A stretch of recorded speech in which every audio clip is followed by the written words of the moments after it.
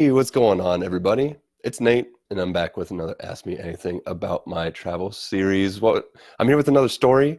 I got lots of them for you, and this one I'm pretty excited about. But before we get to that, I have another thing to show you guys for my trip. I actually found this is another t-shirt that I earned. I definitely earned this one. Didn't buy this one, so I'll go ahead and show you guys. It is my Nevis bungee jump Nevis bungee jumper. Ooh, try to say that a lot of times fast. T-shirt that I had to jump off something really, really high to get. So this one means a lot to me because I was scared out of my mind, but still jumped off a giant, or maybe not a giant cliff, but a ledge in the middle of the sky for 134 meters, which is what, almost 400 feet or something like that, all the way down and all the way back up. So proud of this one. And I'm going to hold that one to dear to my heart forever, at least until it falls apart. But it doesn't have a lot to do with the story today, but I guess it would have to be the nature equivalent of the Northwest, which is Iceland. So New Zealand, known for nature, and Iceland, also known for its vast nature and icy landscapes. And this trip was the crown jewel, maybe not the crown jewel, but the top, like the pinnacle of the travel. It was the end game. It was the last segment. It was the last couple of weeks before I went home, home for good. And I was going to meet my dad. So this was a really important trip for me. And I was looking forward to this for a long time, not only because I was going to meet my dad, but it was the last time that I would have to sleep in an airport as I changed flights to go to Iceland in London, or it was my last time waking up super early and getting to the airport and taking trains and all of that. It was the last time. It was the last time I had to deal with any of that stuff, at least for now, at least for this 2-year-long trip. But also, I was going to go have fun with my dad and hang out and take a van. It would be me and him in a van around the ring road. We'd be sleeping in the van and just doing guy stuff for 7 days. And that is what sounds better than that. But the best part, or one of that really starts to make me smile now, is that, of course, it's the summer. It's Iceland. You hear the name. It's going to be somewhat cold, but we were not mentally prepared for how freaking cold Iceland was going to be in the summer months, because oh my goodness, just even the wind just cuts through all of your jackets. You know that if you're from the Midwest or the North, you know that cold, but it's just like all the time. There's no real tree cover on the island, and you're lucky to get behind either a big volcano or some mountains. But if you're not and you're exposed, whew, that stuff will take the heat right out of your bones. So we're rolling in our tiny little van.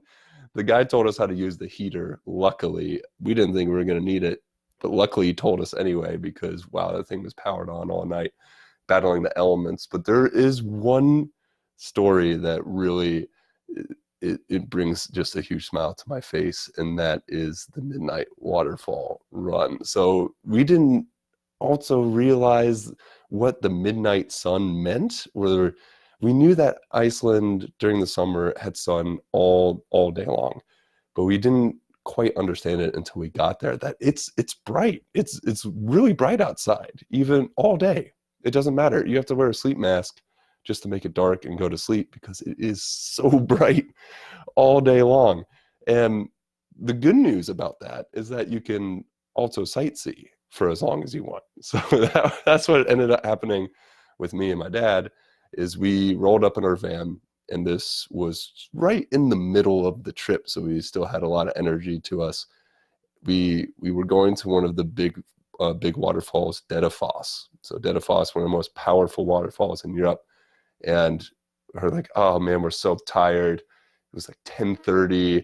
There was some sleet coming down in the middle of summer, of course. The wind's howling. They're like, okay, let's do this. Let's go do this. So we take a long detour up to the waterfall. And of course, as the icy snow starts to hit the windshield, like, oh man, like, should we be doing this? This is gonna be cold. Okay, let's do it. Come on. Like we're in this together. We can't if you don't back out of this, I'm not gonna back out of this.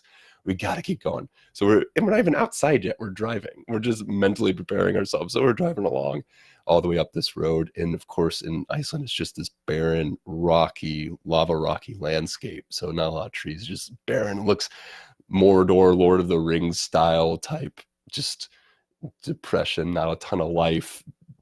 Like the earth was just created almost. So we're driving through a whole lot of that. And we get to the parking lot, and there's no one there. There's absolutely no one there. It's just me and my dad. So we get finally our coats on, gloves on, everything on. We take a step outside. We feel that wind. Oh man, this is gonna hurt, but we gotta do it. We gotta do it. So we were hoping it was some of the attractions. It's pretty close to the road. And this one, unfortunately, it wasn't so close to the road. So we had about a kilometer walk, a kilometer hike to the waterfall itself.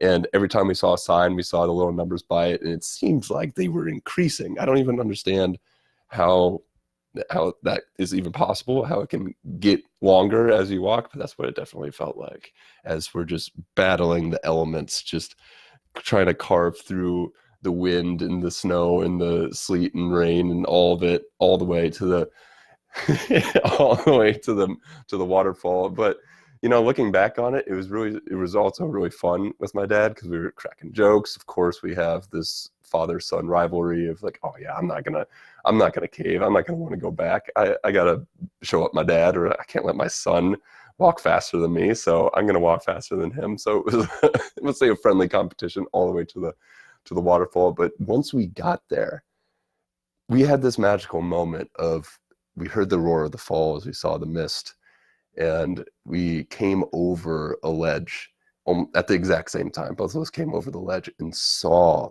the monstrosity that was Dettifoss, the largest, most powerful waterfall in Europe, and just felt that power. And remember the moment of me and my dad looking at each other, just going, where are we? We look at our clocks, it's midnight. It's midnight, the sun's still out.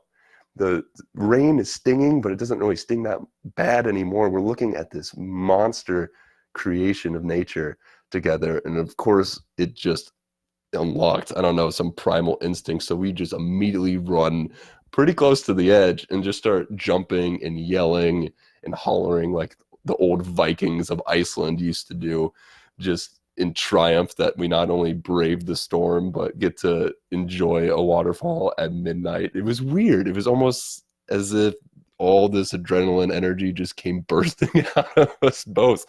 And then of course, no one was there, but we didn't care if anyone was watching anyway. We were just jumping around like crazy people, like rain dancing around this waterfall at midnight in the middle of northern Iceland with no one within miles, probably tens of miles around us. And it was such an incredible experience to share that with my dad. And that one was really the pinnacle of that trip for me. We had a lot of other wonderful moments, great conversations, a lot of quality time. When you're stuck in a van with somebody for a week or even just a couple of days, you get to know everything about that person. But to share that moments with my dad and really get to know him and ask him a lot of questions that I usually don't get to ask around the dinner table or Thanksgiving table or something like that, or hear a lot of stories that just never surfaced over the first 27 years of my life. It was really something that I will always have with me, and I'll always have with my dad. And I know it's crazy, but I feel way closer to my dad. And I wasn't really close with him before, but I feel way closer to him now, having braved the elements of Iceland with him for 7 days in a rickety van around the ring road, than I did for most of my life. And I think that just pays to how powerful quality time is, especially with the people that you really truly care about. And I know that a lot of us get lost in the hustle and bustle of the everyday. It's hard. We have a lot of stuff to do. We have a lot of responsibilities to do. But quality time, just the time of being with each other, to ask each other those questions, to hear those stories, can really open up and strengthen your relationship in a way that I never even dreamt was possible, especially with parents and family members who you've spent your entire life with anyway. So quality time I don't know. And there's something about quality time and doing a trip to a new place with somebody that really, really can strengthen your relationship beyond anything that I've ever seen before. So I guess the moral of my story is, for all of your most important peeps out there, make sure that you're giving them the time that they not that your relationship needs to really strengthen to beyond what to get to that point where you really know each other in a way, and that is just an important part of life and everyday life. So that is my story for today. Thanks, Dad, for the awesome trip through Iceland. I will never forget that for my entire life. And if you guys have any travel questions, including Iceland, including quality time, including trying to find the right travel partner, because that can be really difficult in itself. Finding the right person to travel with can make or break a trip for sure. If you have any of those questions, write them in the comments below. I'll be happy to answer all of them. And if you haven't checked out the YouTube channel, the link is in the description. Go ahead and click that if you want to see any of the archive videos or if you missed any videos. And also the podcast is there if you'd like to hear some stories from the road. I don't know, one of my earliest ones was in Reykjavik, Iceland, with a professional soccer player that I had stayed with very, very early on in my trip. So check that out. That is in the link. That is a link in the description as well. And let me know. Let me know if you guys want to hear more stories. Let me know if you like the stories. Let me know everything. How are you guys doing? It doesn't matter to me. Say hi to me. I'm happy to talk. And with that, have a good day. I'm glad that you guys could tune in, hear my stories, and I'll talk to you guys next time. See you later.